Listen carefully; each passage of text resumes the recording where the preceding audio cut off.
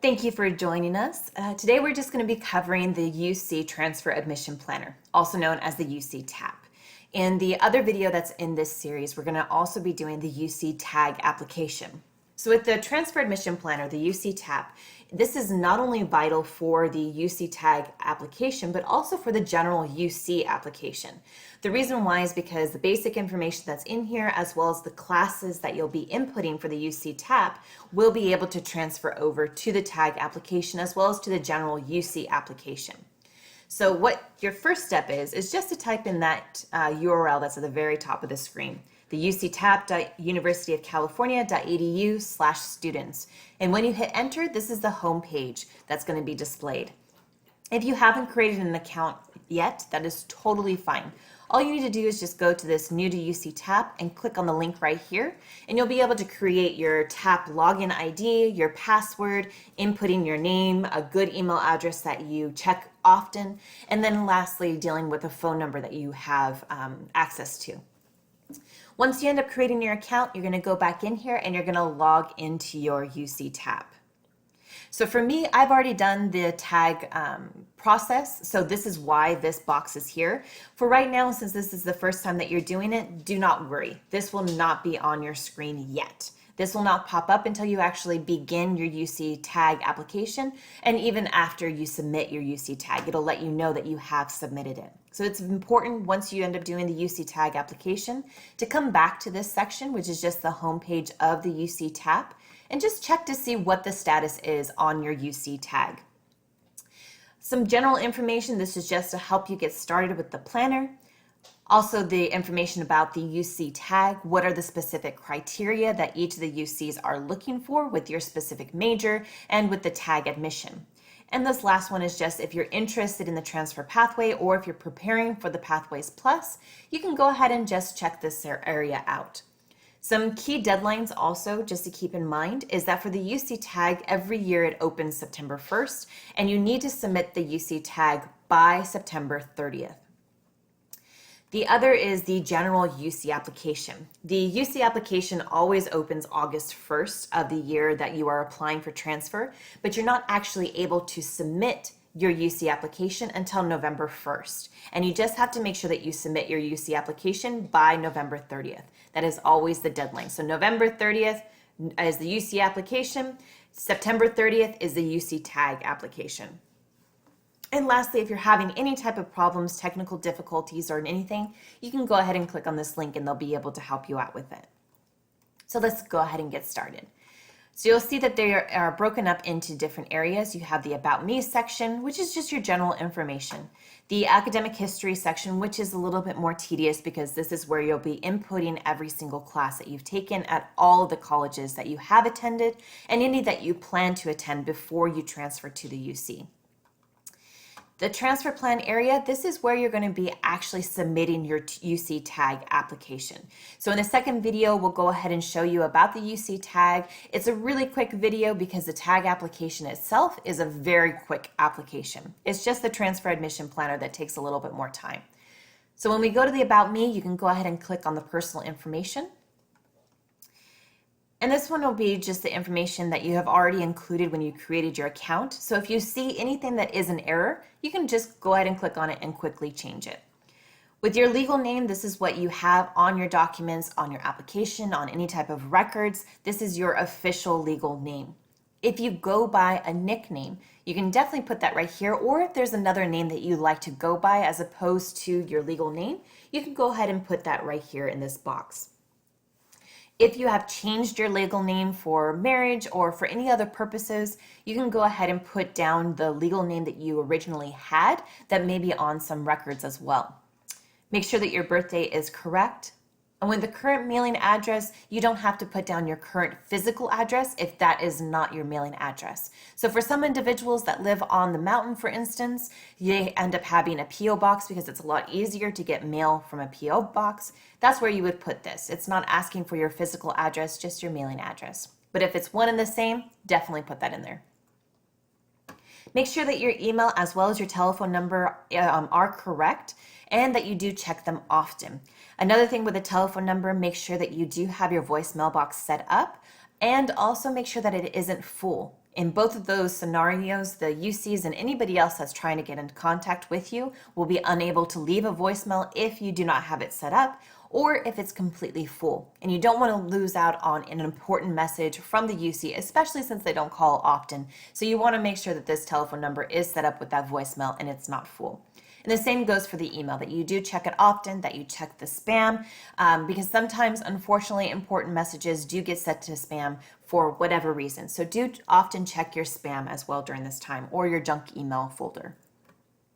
With this section for the student ID number, you do not need to put this down there. You can just leave this completely blank. And then you'll go ahead and hit save. And it'll let you know if the information has been saved. And you can just scroll back and then go to the demographic information. So with this section, it's just all the information that pertains to you.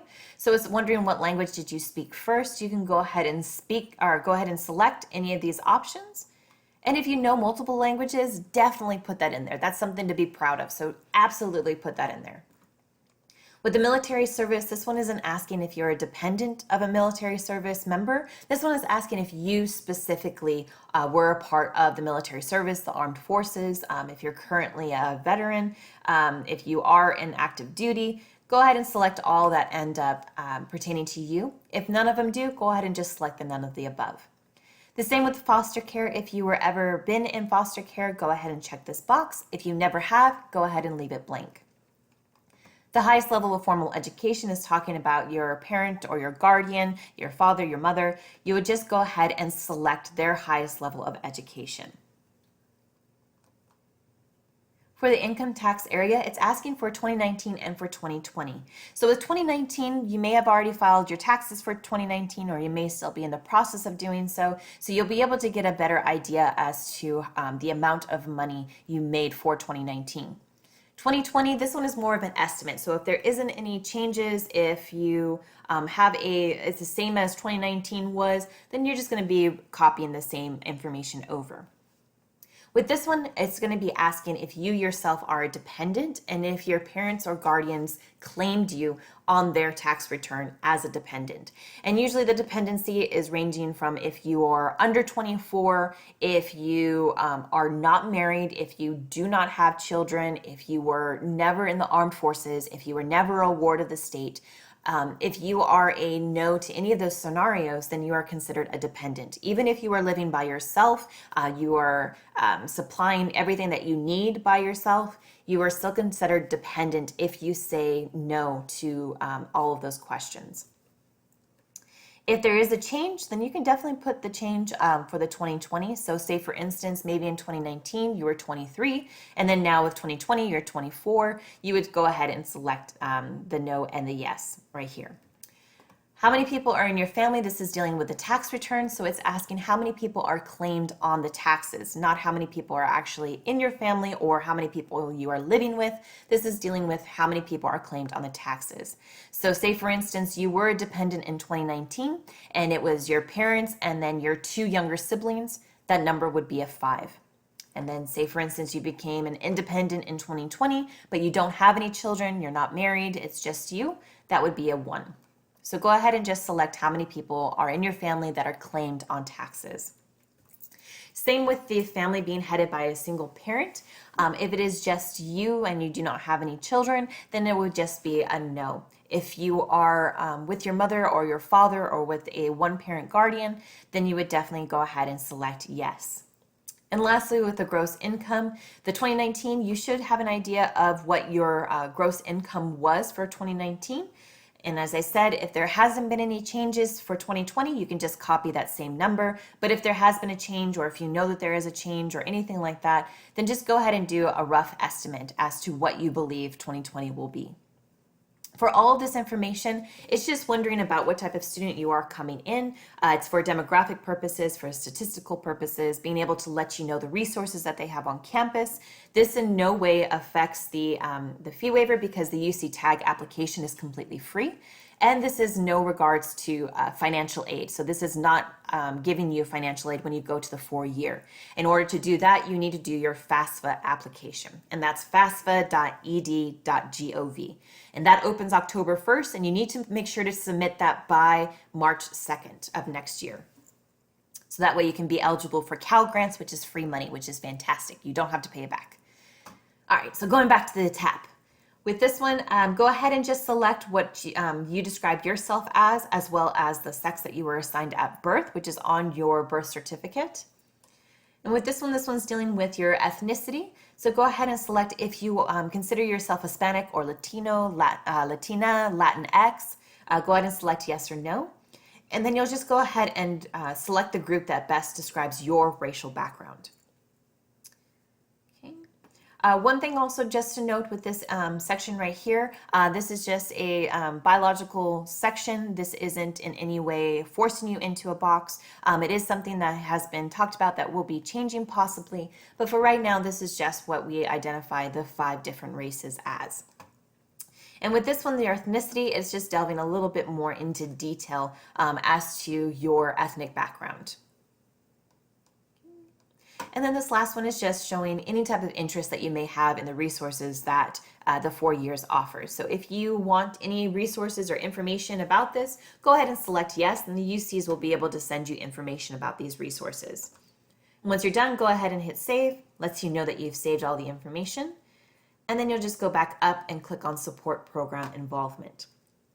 Unfortunately, with these programs that are listed here, they're more for the local campuses. So for instance, with Irvine, it's any of the community colleges and high schools in Irvine that actually have access to these specific programs.